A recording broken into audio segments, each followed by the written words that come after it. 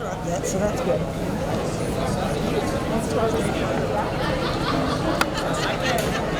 Ladies and gentlemen, please welcome Executive Director Roger Durling. Good evening, everybody. How are you all doing? Excellent. I'd like to thank Manitou Fund for being a presenting sponsor of the Santa Barbara Film Festival, as well as to the board of directors of the festival for supporting all of us and making it all happen. Jamie Lee Curtis, people. How amazing is this? I'll tell you, I have had a crush on Jamie Lee Curtis since forever. When I first saw her in Halloween as Laurie, wasn't that amazing? But that wasn't enough. She went on to Trading Places, A Fish Called Wanda, Perfect, True Lies. She is the most underrated performer in history of cinema. Bless her. And when good things happen to great people, after 40 years of churning incredible work, she's finally recognized for Best Supporting Actress this year. To paraphrase Lizzo, it's about damn time. And then, you know, we have always loved, I told this to Jamie Lee, that we have, at the film festival, we have wanted to celebrate her for many years, and it's finally come true. And it couldn't have come at a better time when she's nominated for the Oscar for Best Supporting Actress for Everything, Everywhere, All at Once.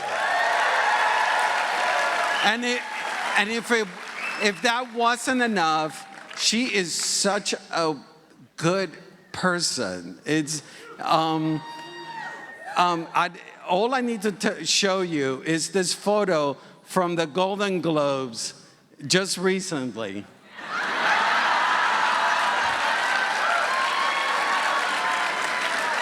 I mean, this is an artist supporting another artist. This is just incredible, and that is what Jamie Lee is all about. Oh my goodness.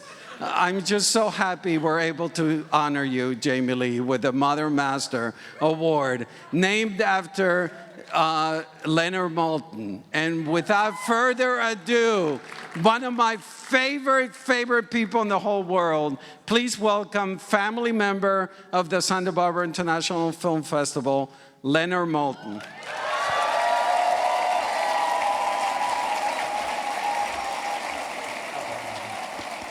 Thank you. Yeah. Thank you, Roger. And thanks to all of you. Oh, that's...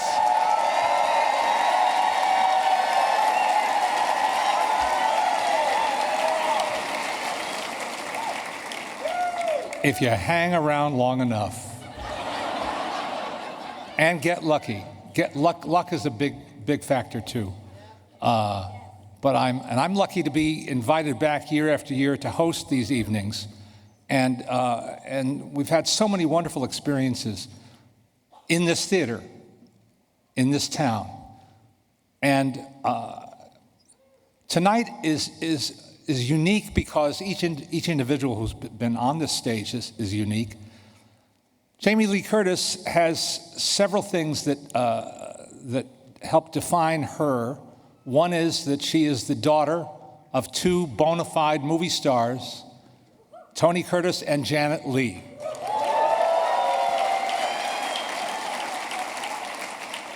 And we'll get to talking about that, what she observed and what she learned from their lives and careers.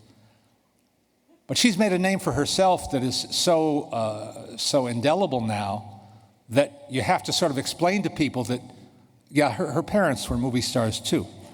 And so the role is reversed.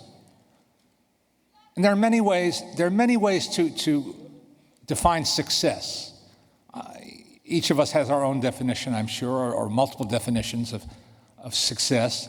I would say that enduring is a sign of success. Thriving while enduring is a sign of success. Being successful at almost anything you put your hand to, whether it's writing books for children, or adopting a charity, or raising money for good causes, or taking a keen interest in pets and how we treat our pets, having a successful marriage, a long-term marriage, raising 2 children to adulthood.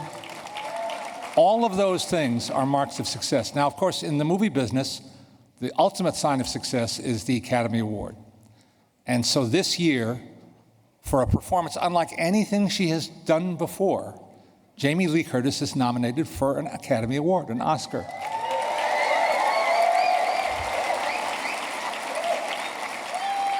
So tonight we're going to sort of turn the clock back a little bit and remind ourselves of where she's been and what she's done to get to this moment in this particular facet of the multiverse. Take a look. Let's welcome Jamie Lee Curtis.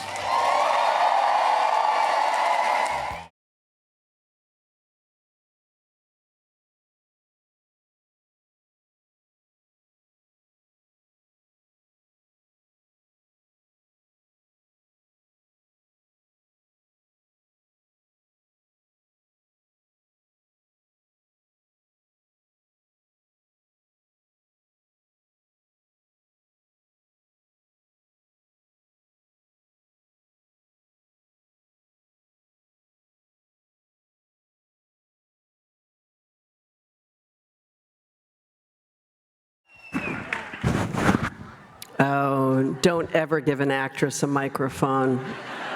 You people are so fucked right now.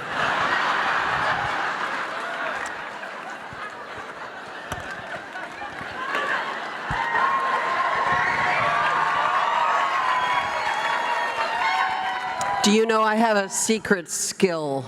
Do you know that? No. I do. Shall we just get it over with? We can all go home? Sure. Would you hold the microphone for me, please?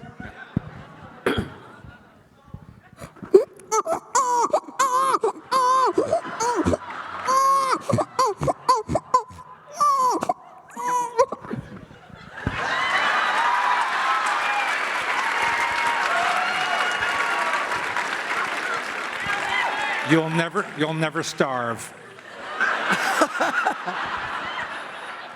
Hi, Leonard. You have skills. I have skills. I have mad skills, as the kids say. If radio comes back, Oh, I have, by the way, I have a very good sort of late night DJ radio voice. You know, I can drop it down and Great. get into that sort of late night thing. Again, skills, mad skills. What? Now, settle in. We're going to be talking for a while. It's all good. Yeah. What would your mother think tonight? Well, my mother would have loved, I mean, both my parents would have loved it. They loved you. They would have loved this. They would have loved, I mean, look, you peel us all back to our little selves when we were children. And if you're lucky to have been born out of love, and, you know, this is, I am their daughter, and I am my grandparents' granddaughter. And that idea, you want me to be your mom? Wow. I might give you my children's telephone number, and they might disabuse you of that great desire. But with all true sincerity and honesty, I am the granddaughter of immigrants from Hungary and from Denmark. And the dreams of those people coming to America, having the opportunities and the difficulties and the heartaches and the tragedies and the tiny little bit of joy. And then they each, both of them, raised 2 children who became these massive stars from incredibly impoverished beginnings. And then to have their daughter, who did not come from an impoverished beginning. I have had a life of privilege, of ease. I've never pretended anything but that. But nonetheless, that their daughter is sitting up here talking to you about the craft of acting, about a lifelong career. I'm 64 years old. I was doing that since I was 19. By honoring me, you have honored my parents and my grandparents and my family and my children, who do like me, by the way.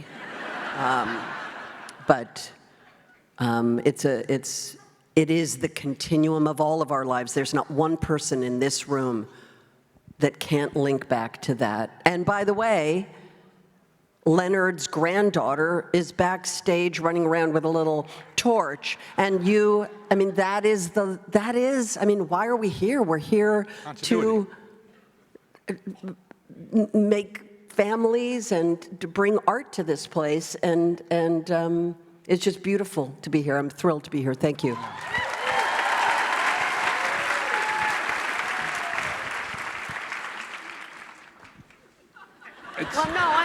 Excuse me. This is somehow being filmed somewhere, and all of a sudden I'm just worrying about like how jackets, you're supposed try to sit on a jacket at home. Sit on the tail you're of your not jacket. sitting in it. Yeah. And then all of a sudden I'm going to see pictures and it's going to be nasty. And so I'm just trying to make sure that it looks okay.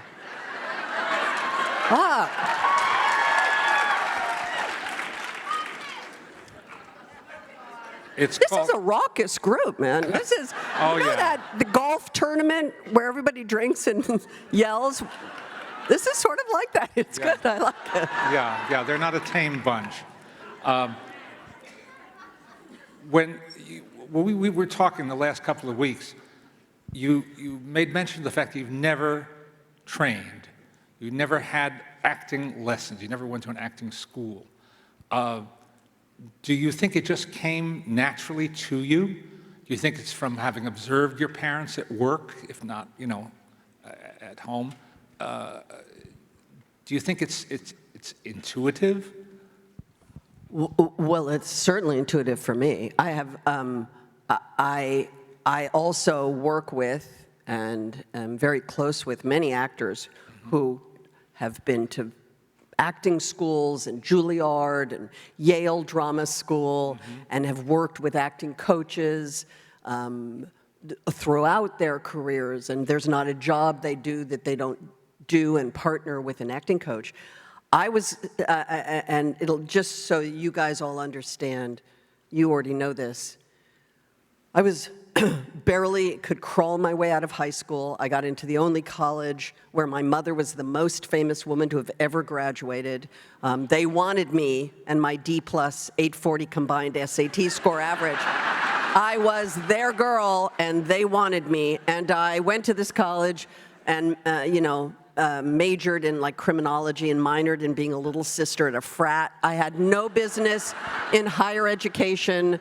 And I came home from college and ran into a guy that used to teach tennis but now was managing actors, which is, the perfect Hollywood story.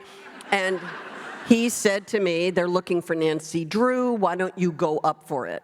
And I went, okay. And I went and auditioned for Nancy Drew at Universal, and I did not get the part, but he said they liked you, and I took the month of January off of school, did an independent study, said I would go to like acting class and dance class and auditions, and could I write a paper for college of how I tried to break into show business, and at the end of the month, I would go back to college, and at the end of the month, I ended up signing a 7-year contract at Universal Studios and quit college. turn the paper in, by the way. I know you're all thinking like I totally didn't write the paper. I wrote the fucking paper and got credit for it. Good. But so that is how I've become an actor. I was never going to be an actor. I was going to be a police officer. And so because of that, oh, don't laugh. I would have been a great police officer. Seriously.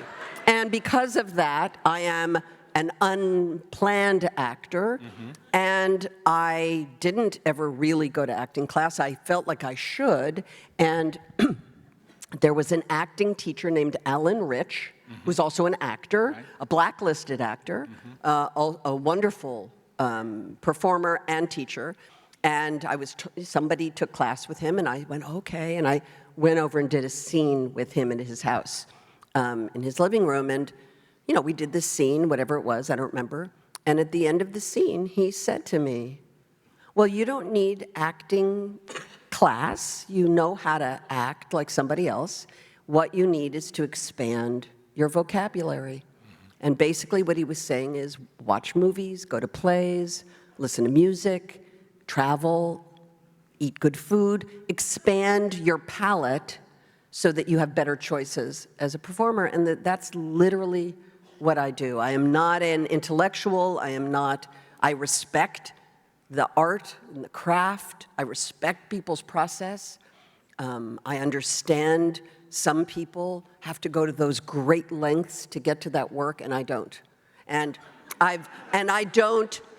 don't make any excuses or try to minimize that what I'm offering is still valuable and important, even though I go at it from a very natural way. But then you haven't been asked to play Medea. And I won't be asked to play Medea.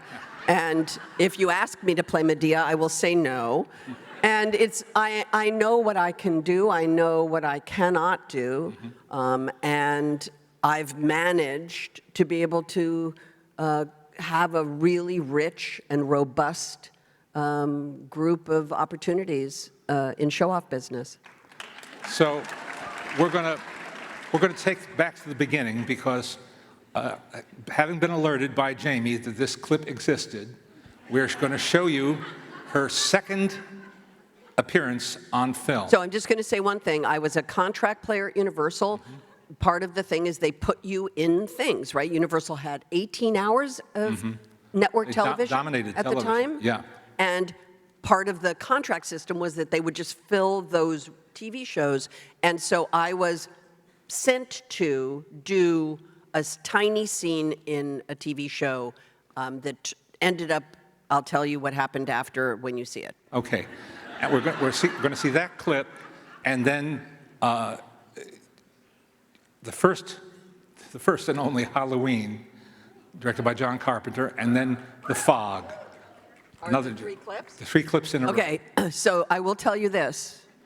So no, it's important.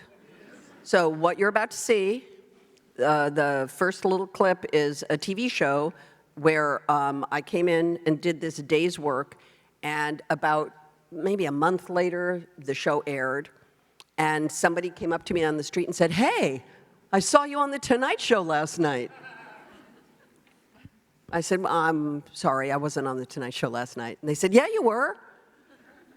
And Peter Falk, who is the actor in the scene, took the clip that you're about to see on The Tonight Show. My second job in show business, I was on The Tonight Show. But the other thing you need to know was, as a contract player, I was cast in a TV series called Operation Petticoat, which was not a TV series. It was a TV movie. They turned it into a TV series.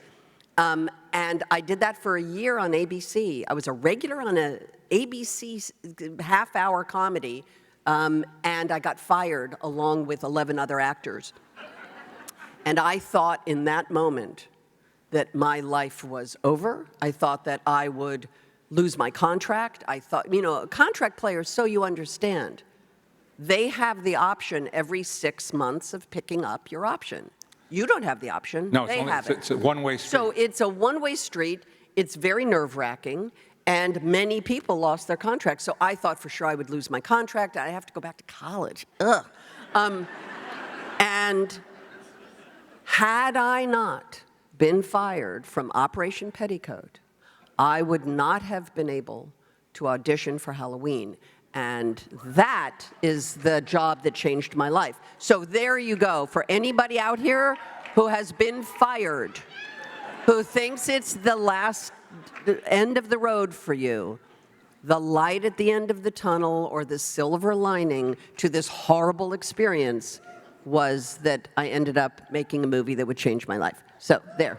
All right. Don't hitchhike in Santa Barbara. Not a good idea. Tell us the story of your first day, at the end of your first day of shooting on Halloween. Yes. So Halloween was this little movie, auditioned many, many, many, many times, and finally landed the role. Very quickly, we were shooting. Very quick shoot. We were in South Pasadena, where that scary house was. And, it was a full day's work, and it was the girls on the street and walking with the little boy and putting the key under the mat. And it was singing to herself as she walked away. And it was a, good first full day. And I went home and, was getting ready for the next day. And that evening, the phone rang at my house. And my roommate, Tina Cassidy, who was a hairdresser at the time, said, Jamie, John Carpenter's on the phone. Now, for those who aren't actors in the room, I think your fear is always that you're going to be fired. It's just your nature, is that it's an art form that's a strange, unquantifiable art form, and therefore, you're just nervous. And I remember it was like 15 feet to the phone, and I could not walk slower. I just didn't want to pick up that phone because I was terrified. He was going to say, I'm sorry, Jamie, it's not going to work out. I looked at whatever. And I picked up the phone. I was like, hello?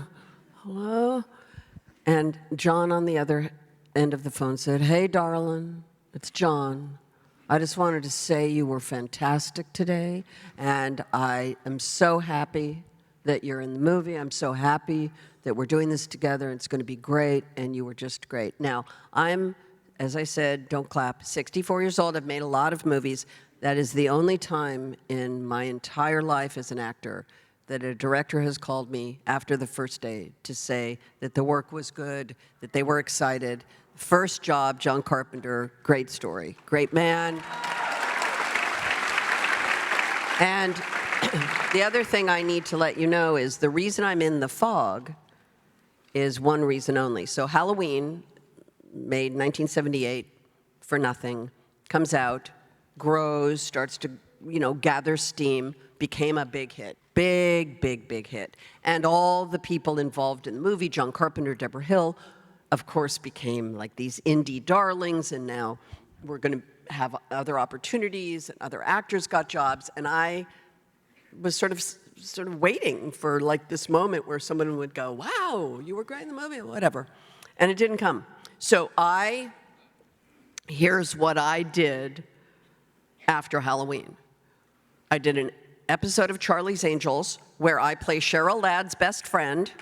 I'm a professional golfer, which my husband will tell you when you see me play golf in the show where I had one day of lessons that I'm not a professional golfer.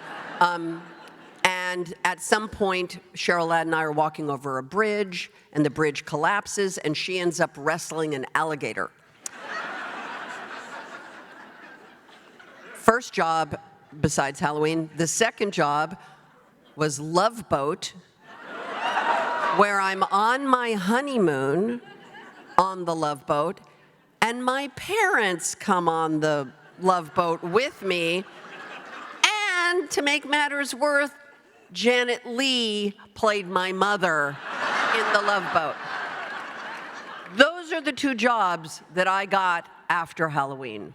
And John Carpenter and Deborah Hill, who at that point had become friends of mine, felt that wasn't good, and so they wrote the part in the fog which then began to get me more work. So the reason I'm in The Fog is because they wrote the part for me because I was not getting any work after Halloween. So that was a kindness. Say again? That was a kindness. Oh, it's a kindness and a generosity and a belief, really, a real vote of confidence. Yes, for sure. And they put me on the poster. I remember they put me on the poster of The Fog. I'm sorry, my hands are up and I'm looking weird and there's a guy. Anyway, it was, I mean, look, it was my second movie and I'm on the poster for the movie. I mean, it was a big deal. I know many actors who are like, you know, if they get their little picture on the poster, they're kind of thrilled. So, you know, it's a big picture of me on the poster. Anyway, it was a big deal. It was a big deal. I was 20. It was a big deal. Who championed you for the part in Trading Places? So, I will tell you, and you know this, Leonard, sweet Leonard. No, I mean, it's just such a beautiful human being. So,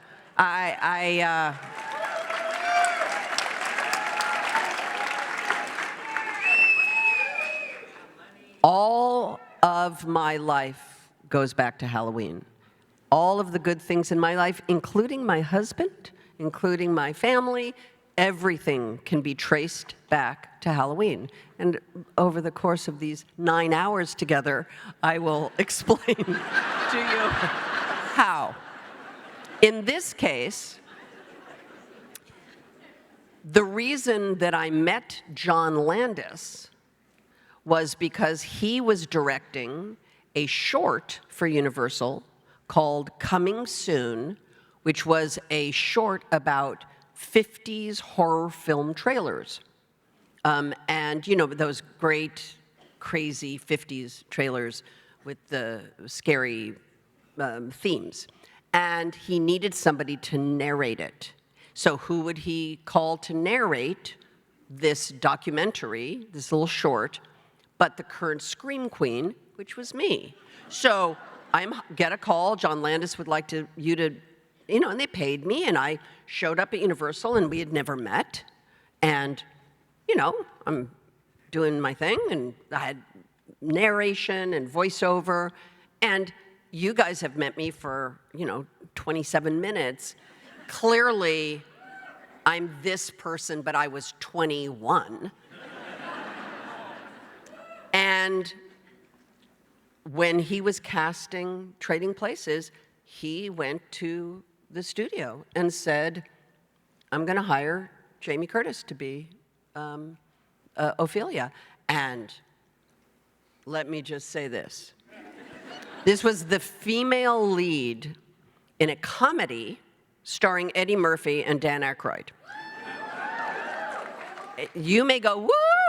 But the truth is, I had just made horror films. So you can only imagine the loud chorus of disapproval for that choice. And John Landis is the reason that I'm in Trading Places, and I owe John Landis a great debt of gratitude for putting me in that film, because that flipped the switch, for sure. But You've had a succession of champions. Yes, well, John Carpenter, a lot of Johns. A lot of Johns. Really? Really? Really? Really? What are you, 14? You're all grown-ups. You pay taxes.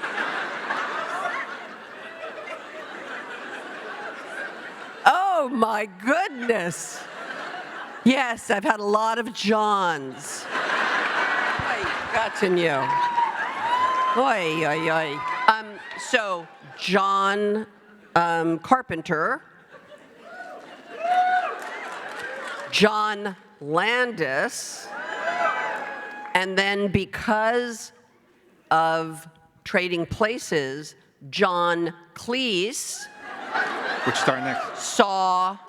wrote the part of Wanda for me in A Fish Called Wanda. Now, I got a phone call from my friend Ian Gordon. Just so you know, I also, in the midst of all this stuff, because ultimately, as you know, I also do commercials for yogurt that makes you poop. And so I started to, by the way, I'm the only Oscar nominee who has ever sold yogurt that makes you shit.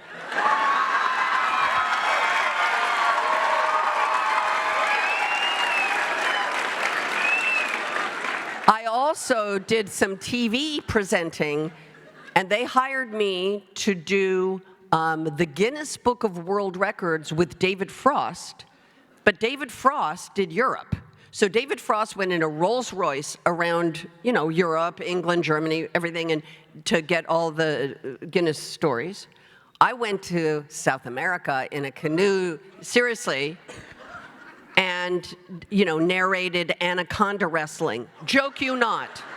So that was also my TV gig. But the producer of that was a man named Ian Gordon, an Englishman. He called me after we got back from all of that, and he said, John Cleese would like to talk to you. And I had just gotten married to Christopher. Spinal Tap had just come out. I assumed that John would want to talk to Chris. And Ian said, no, John would like to talk to you. And called me and he said, I've written this movie for you, Michael Palin, Kevin Kline, and myself. And I would like you to come and do it, and it'll be great, and we'll be successful. And he was right. And so, those are the next two clips we're going to watch. Trading Places and A Fish Called Wanda. Oh, look at you. Look at you. Now, that was not the first time you played that scene. No.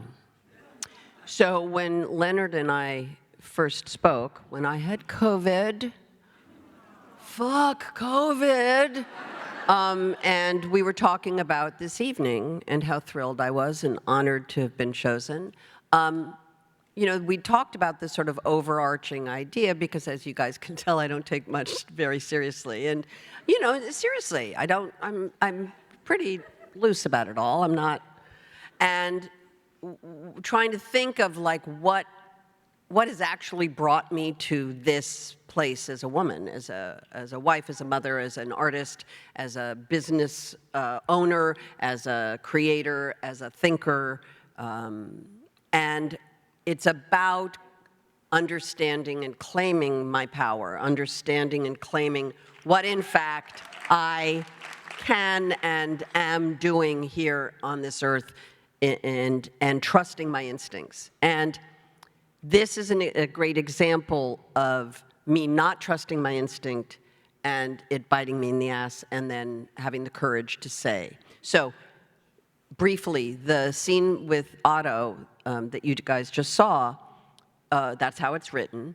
And when we first rehearsed the scene, John and Charles Crichton said, what we want is for Kevin to be in total motion.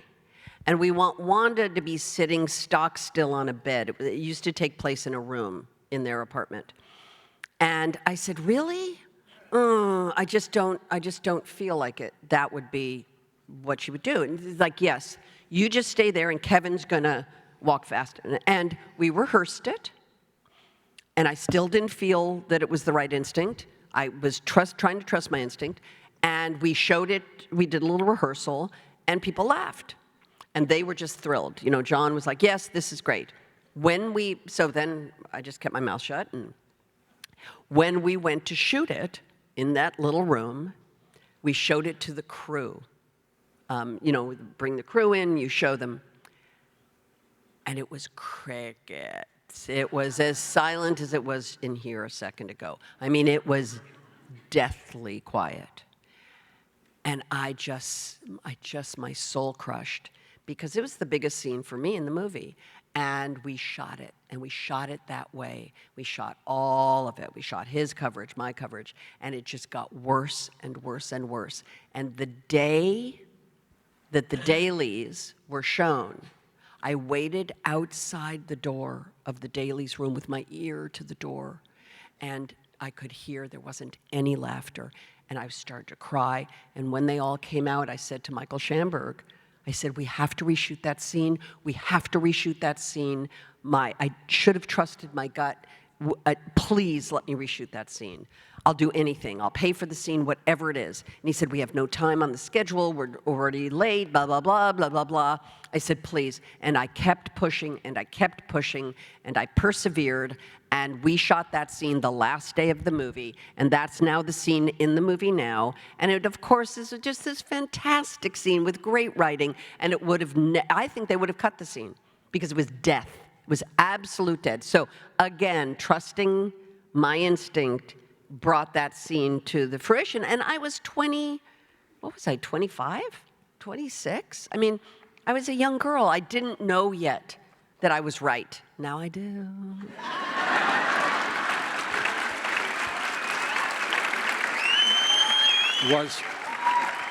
Was Catherine Bigelow the first female director you worked with?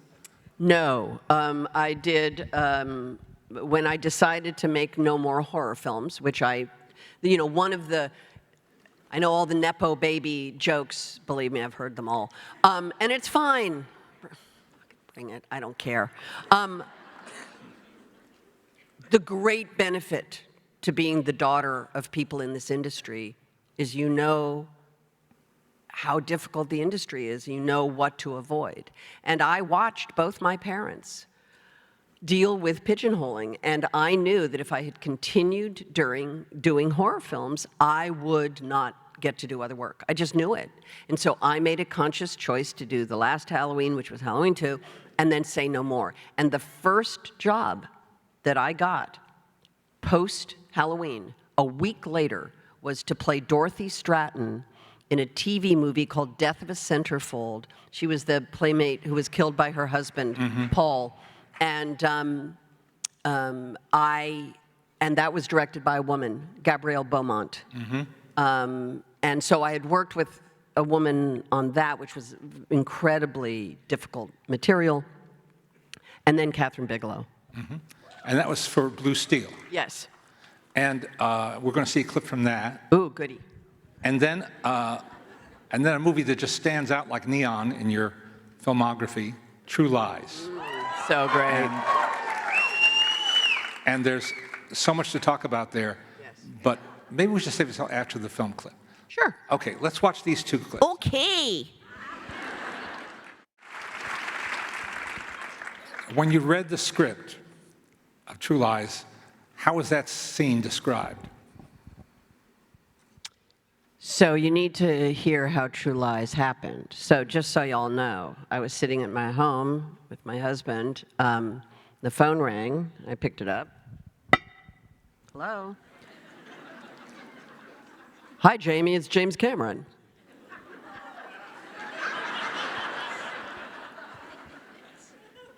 Hi, James.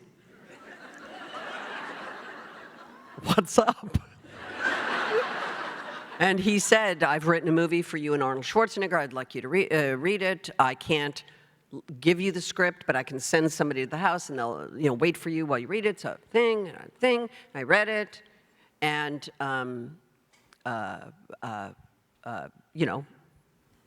they took it away. I called him back. I agreed. We met for coffee, and then I agreed, of course, to the movie. Amazing. Are you saying because of the lighting? Yeah. Yeah, okay. So when I was going to do the movie, the first call I made was to two calls. I called the production manager and I said, hi, it's Jamie Lee Curtis. I'm going to play Helen Tasker. When is the scene in the hotel room where she, dances without her clothes on? And he said, the second week. And this was like a month from that moment. And I thought, okay. And then I said, can I speak to, I need to speak to the production designer. Because it is written in that script that Helen, who is kidnapped from that hotel, is, she wakes up in that cell with a single bulb above her head, you know, like an interrogation room. Now, I don't know about all y'all, but Mommy needs light on her face. And Mommy's known that about her face for a very long time. And I knew that a single bulb above my head for 10 pages of dialogue was not going to be pretty. And I called the production designer, and now you all are going to have to go back and watch the movie, and you're going to see my handiwork. I called the production designer and said, I require light on my face, and I don't know where you're going to really be able to source a light enough to light me in this bare bulb room. I said, you're going to need to create a light box around the mirror so that I can then justify some light on my face. And when you see the movie, there is a big-ass light box around the cell I am in, which allows them, of course, then to light me, and I then get lit. But that was not the original design of that set. The other thing I need to let you know, just because you're not actors, but you don't care, but it's fine. I made a very big mistake on True Lies. I allowed them to use me as what they call cover set. So cover set means that when you're shooting exteriors, you need to have an interior scene that you can go to if it rains. And so when they shot that big sequence in downtown Miami on top of the building with the Harrier jet and all the helicopters, the cover set was Helen's interrogation room because they could travel that set to every city. We shot that sequence. When you see that sequence, that was shot over 4 months, 4 different times. So the close-ups on me were one day. Then a month later, the wide shot. 2 months later, over Arnold to me. I'm telling you, it was, and it's, you know, it's a lot of work. It was an important sequence in the movie.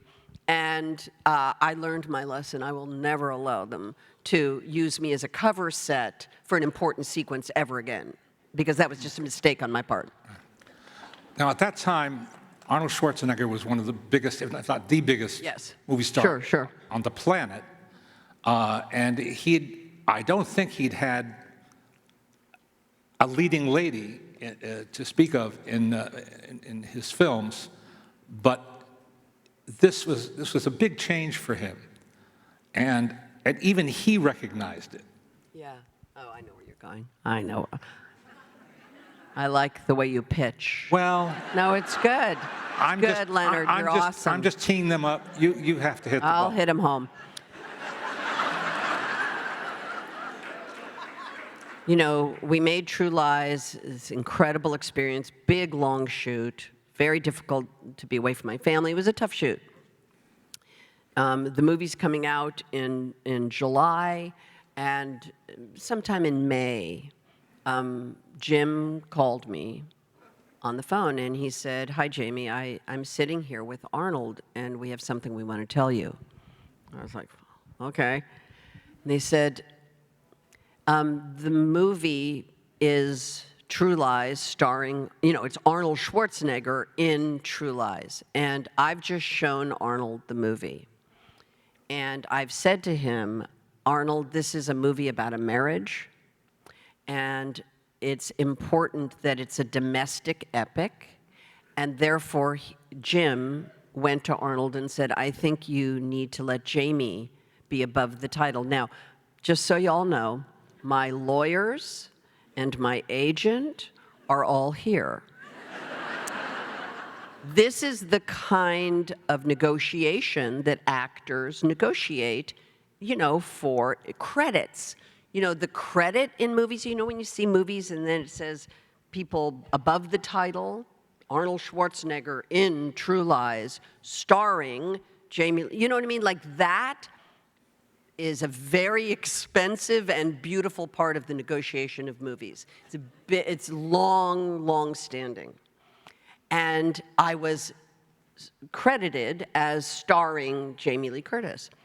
And Arnold Schwarzenegger, to his great credit, tells me and tells you everything about him as a person, agreed immediately with Jim and gave me above the title credit next to his name, which he did not have to do. And it's a really beautiful gesture on his part, I think. Mm-hmm.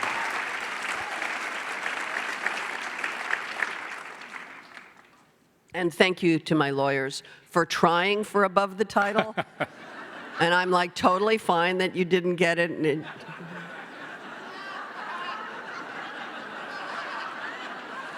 It's totally fine. You can wave at me all you want. I'm not going to ask for like a refund or anything. I mean, it's all fine. Well, sometimes things happen, you know, for different reasons and for outside of the protocol. Like, for instance, you, though you were a teenager when you signed that contract at Universal, you were able to go and say hello to your uncle, Lou Wasserman. Yes. So Lou Wasserman being, at that time, arguably the most powerful executive in Hollywood. I mean, it was the most powerful executive in show business, is a real pioneer in his day. A lot of the free agency, ran MCA Universal.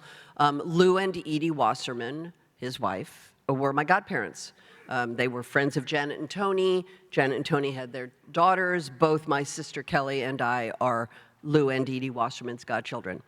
And when I first became an actor, when I was on Operation Petticoat, which, by the way, was a movie that Tony Curtis made with Cary Grant about a Navy sub that's painted pink, and they pick up 5 Army nurses who have to stay on the submarine, and, you know, hilarity ensues. I mean, that's the premise of the movie, which is a 2-hour movie, right? You pick up the Army nurses, hilarity ensues, and then at the end of the movie, they get off the submarine. It's a genius. They made a TV series, which I was in, playing the woman opposite the part that Tony Curtis played in the movie. It's complicated, Nepo baby. And,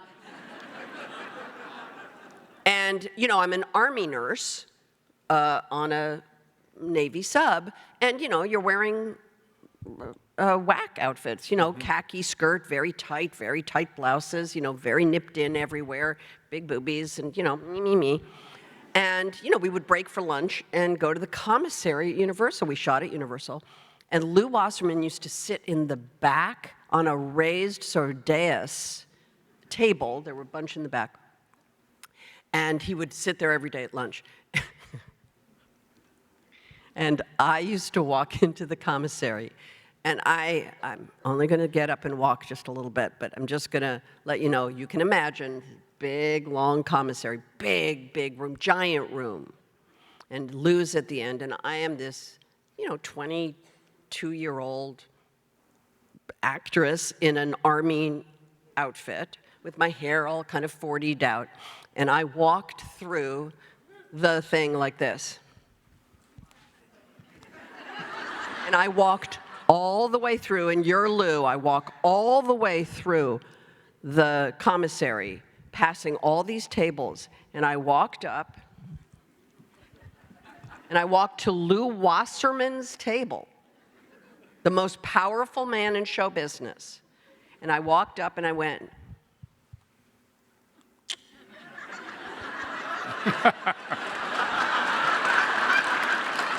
and the entire commissary was like,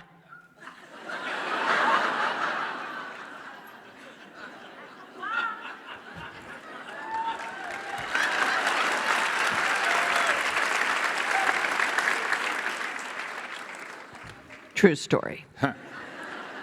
So having said no to horror movies, Yes. along comes an opportunity 20 years later to revisit Halloween. We're already there? Wow, 8 hours has gone by so fast. It's unbelievable. Yes. So, Yes. Oh, the 20-year mark. Yeah. Oh. Put on your jammies. It's going to be a long night.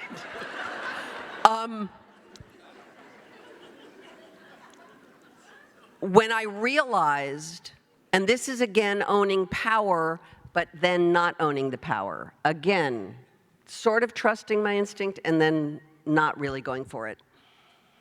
When Halloween was going to be 20 years old, when it was like 18 years old, I remember I ran into John and Deborah and I said, you guys, we should make a 20th anniversary movie. That's never been done before.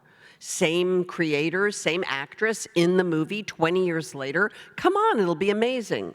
And that was the beginnings of Halloween H2O.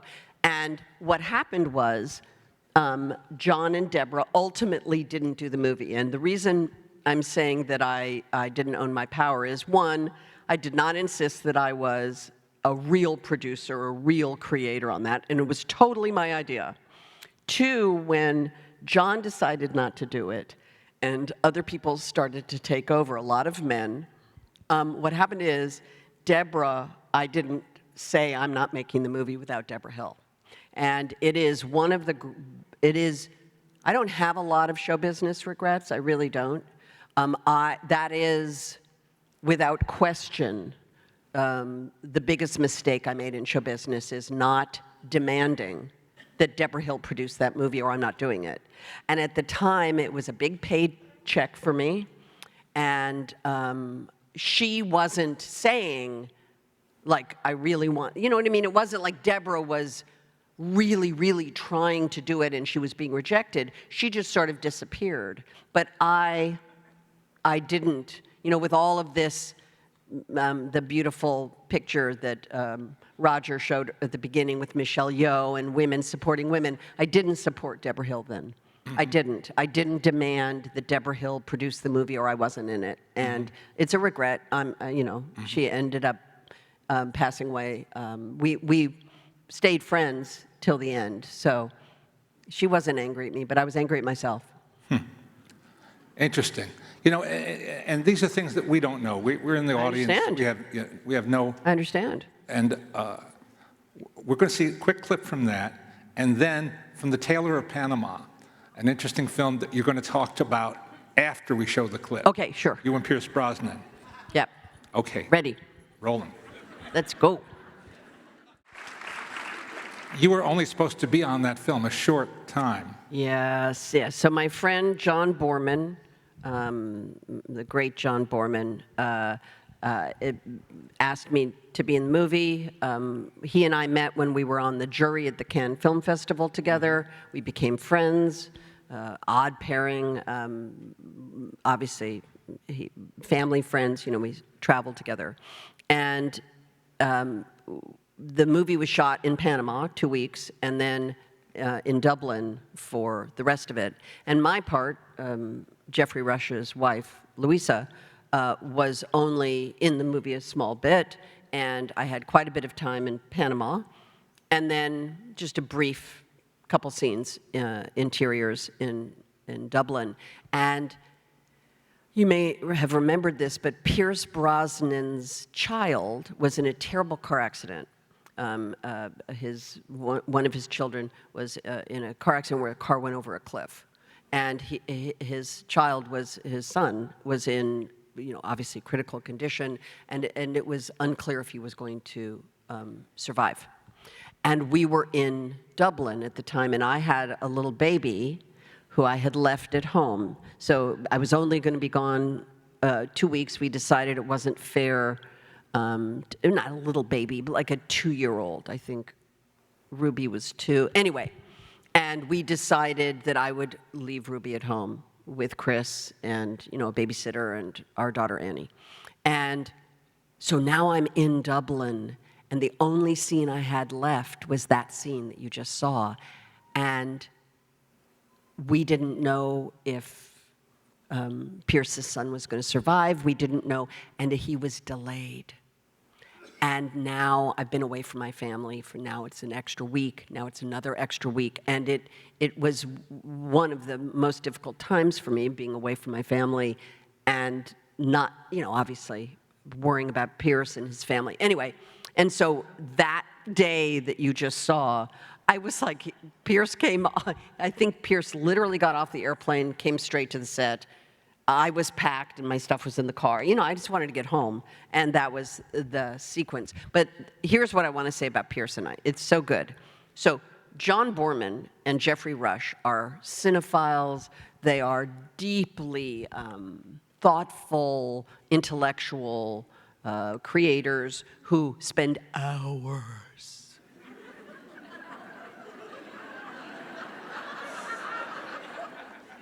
talking.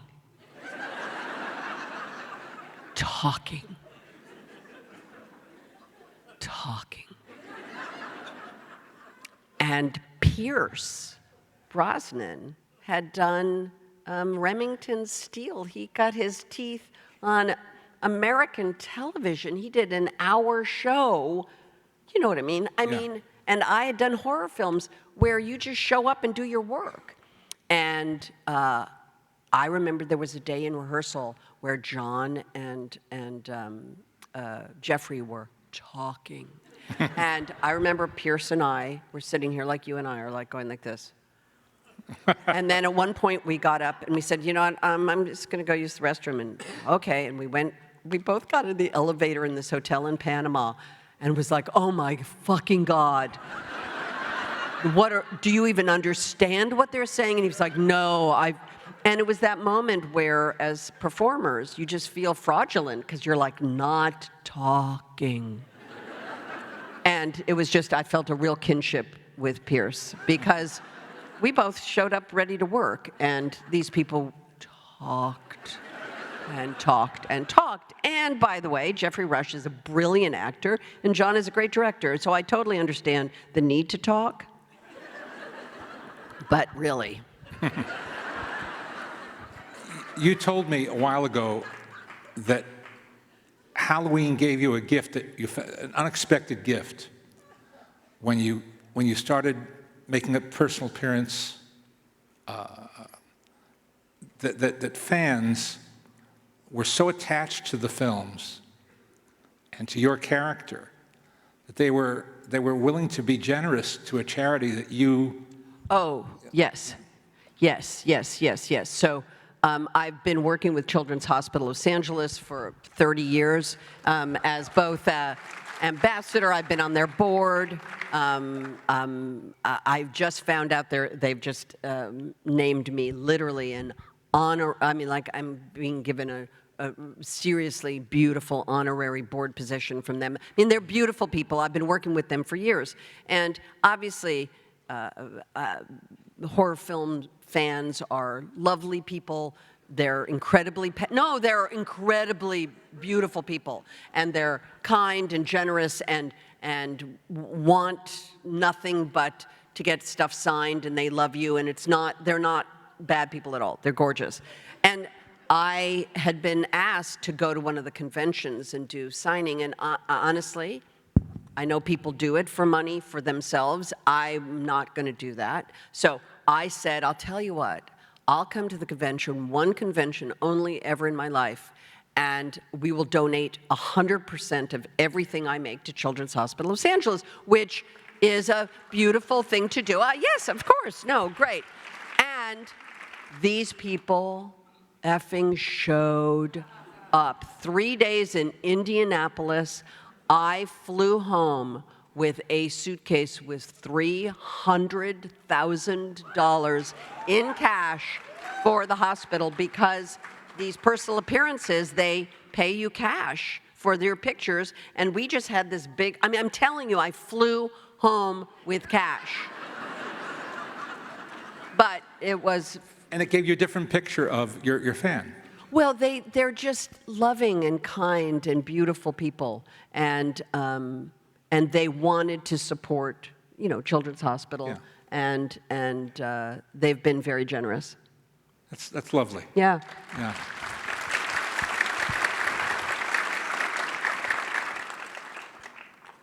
So you had John Cleese write a movie for you, Yes. and then Ryan Johnson called you a couple of years ago. Yes, who just came to the little pre-reception I had at the hotel before he was here doing something, and he came and we had a lovely time with him. Yes. Great. Well, he didn't write that for me. I was actually a replacement part. I've been a replacement part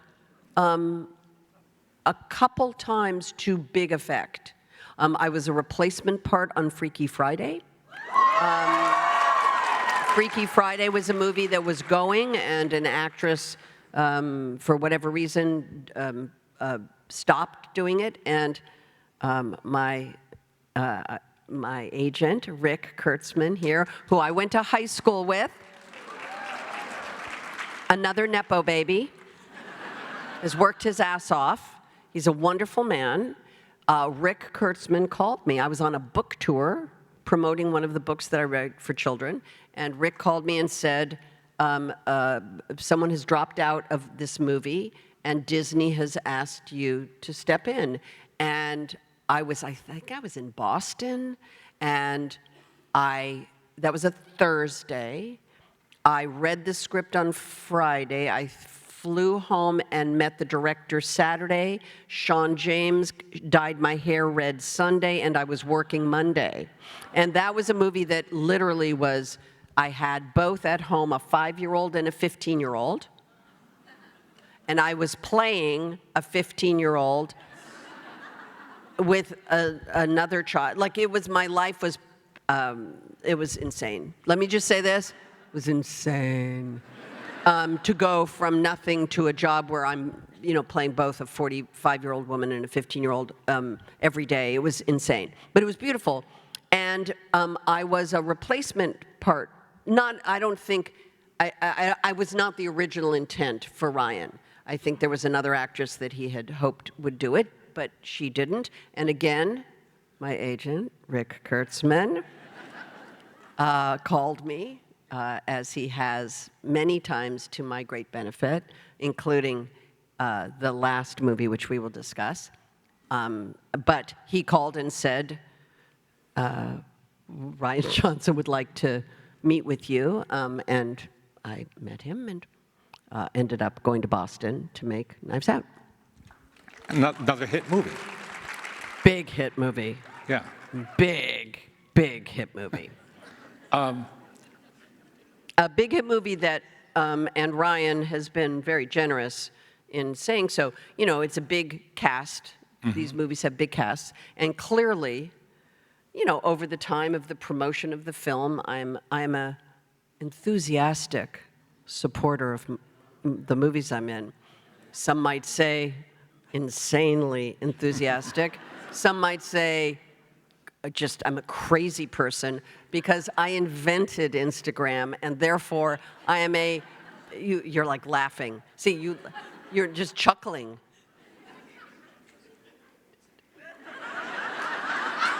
And I will tell you how. I am a photographer, and I take photographs all the time. And when the iPhone came out, you could take really good pictures. And so I gathered about 30 photographer friends of mine, and I said to them, I'm going to start something called, and yes, you're going to record this, and you're going to go home, and you're going to look it up, and you're going to be in shock. I said, I've started something on a blog spot. It's called iPhonies, iPhone Photographers Sharing Their Vision, and it's iPhoneys.blogspot.com. And we uploaded 5 years of pictures until Instagram started 5 years later, and we all joined. And all of those pictures are still up on iPhonies, iPhone photographers sharing their vision.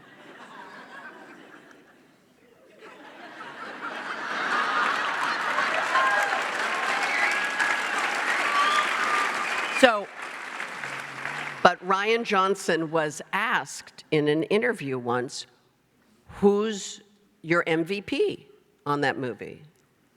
And Ryan Johnson said, Jamie. And they said, why? And he said, because she was always on set. She never left the set. She always was on set. And he said, I ended up using her in shots I wasn't going to use her in because she was on set. And here's the deal. It's my secret sauce, you guys.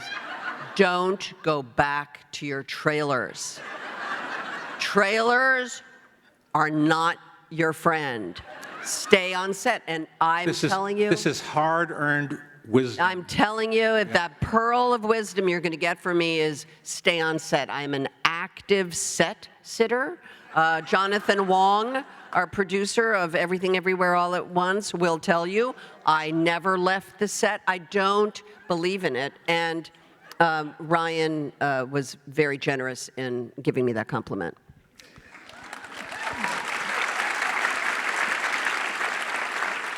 Chris Evans went back to his trailer.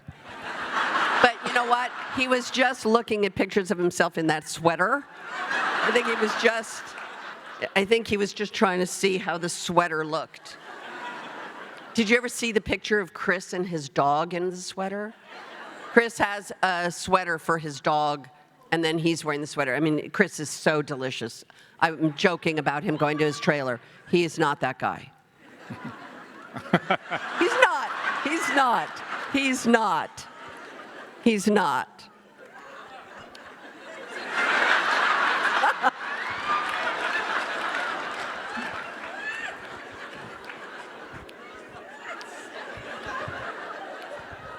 Okay. We're going to see a clip from Knives Out, and we're going to round it out with, of course, Everything Everywhere All at Once. Okay. And now, how on earth did the Daniels picture you in this role? And how did you picture you in this role? So, Rick Kurtzman, Nepo baby, called me and said, you've been offered a movie. It shoots in Los Angeles, or in Simi Valley, not really Los Angeles. It's outside the zone, but you know, it shoots in kind of in LA.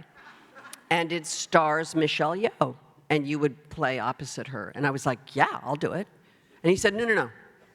No, James, you gotta read it. You gotta read it. It's a little out there, and you gotta read it. And I was like, but Michelle Yeoh is in it, and I'm with her? Yes. Well, I'll do it. And he was like, no, read it. Anyway, the Daniels, I don't really know how I mean, Jonathan Wong would tell you how I ended up being that person, or why they came to me. They didn't write it for me, Avi. But, I mean, I'm thrilled that they did. And the truth is, I met with them. We went to, you know, these two young guys. I met them at the Four Seasons Hotel. I mean, it was weird. And we talked. And I had done a movie with Ben Affleck called Daddy and Them, which was a Billy Bob Thornton movie that he wrote and directed. And I play Ben's alcoholic older wife, a lawyer. I think her name was Elaine. And I chose a very specific look for Elaine that was Deirdre-esque. She wore some like stirrup pants, and there was like a sailor theme, maybe some kabuki makeup. It was like I chose very specifically. And I brought the Polaroid from that movie to the Daniels. And I said, I'd like to go in this direction. And they said, yes. And luckily, they have a fantastic costume designer, Shirley Kurata. And between she and Anissa, who did hair, and Michelle, who did makeup, or vice versa, sorry, we came up with Deirdre. And you know, it's a beautiful movie about many things. It's about love, as you know, it's about family, reunification. It's about failure. It's about the American dream and the failure of the American dream and what we put immigrants through. It's about a marriage. It's about a child. It's deep. And Michelle Yeoh, when we first started to talk about the movie, she said, you know, Evelyn is an ordinary woman that you would pass on the street, unremarkably pass on the street, that you pass Evelyns on the street every day. And Deirdre is a forgotten person, too. She represents that part of our lives where people are doing jobs they hate, but they wield the power of their jobs. We all know Deirdre. There's not one person in this room who hasn't met Deirdre Beaubierdre. And I have met her, and I know Deirdre's, and I know the incredible loneliness that they feel when they go home at night. And I know the power that they wield with their jobs. And I just felt like I knew her. And when I showed up, I mean, I showed up on set as Deirdre day one. I mean, it was incredible. It was absolutely incredible. Well, that comes through in film. Yeah, far out. It comes Thank you. absolutely through. Yeah, it was beautiful. Let's watch these two most recent films. I wanted Deirdre to be very nail proud. I think that was the only time every 3 weeks that someone touched her was when she would go to the manicurist. And it was like really important to me that she had very beautiful nails because I understood that about her. So I saw my red nail there. I was just so pleased. What? Uh-oh. Hi. He doesn't know what to do. Do you want me to go get him? Yeah, I'll go get him. Hold on. So.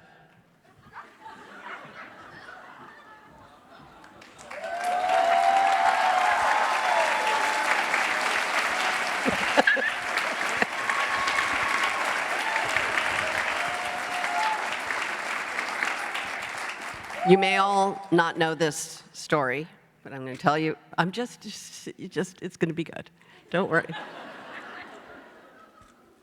38 years ago, I was sitting with Deborah Hill. Remember when I said that all things lead back to Halloween? So I was sitting with Deborah Hill, my friend, in my apartment, and I opened Rolling Stone magazine and turned a page, and there were these 3 guys in regular old shirts, you know, with their arms around each other. And I said to Deborah Hill, ooh, I'm going to marry that guy. And she said, which one? I said, that one on the outside. And she said, oh, yeah, I tried to put him in a movie once. His name is Chris Guest. And I said, oh, I'm going to marry him. And she said, oh, he's with your agents, not Rick Kurtzman, Nepo baby. And I called the agent the next day, and I left my number, and Chris didn't call me. And then, I'm almost done. And then about 2 months later, I went to a restaurant and sat down, and Chris was sitting 2 tables away, and he looked at me, and he went like this, and I went like this, and then he got up to leave, and he went like this.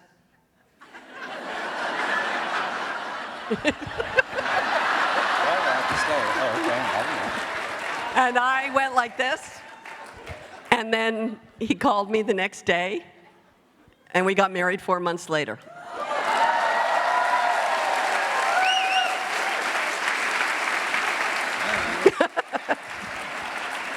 And I think you're supposed to say something. Okay. Is this? Oh, okay. Yeah, no one explained any of this to me. I was just standing back there. I have to say that I am biased in presenting this award because, well, we've been married for 38 years, and I agree with whoever thought of this as an idea. I think that's a good idea. But again, we're husband and wife, and I think it's a fantastic idea. I can't read this, but I bet it's good. After this. This is the Master Award. Thank you. And I am now going to present this award because that's why I'm here tonight, actually, for the whole night. They said, "Would you like to present it?" And I said, "Yes, I would." And here I am about to present this now, this award. So I'm going now to present it to my wife. Jamie, I love you, and I'm presenting it to you now. Here it is.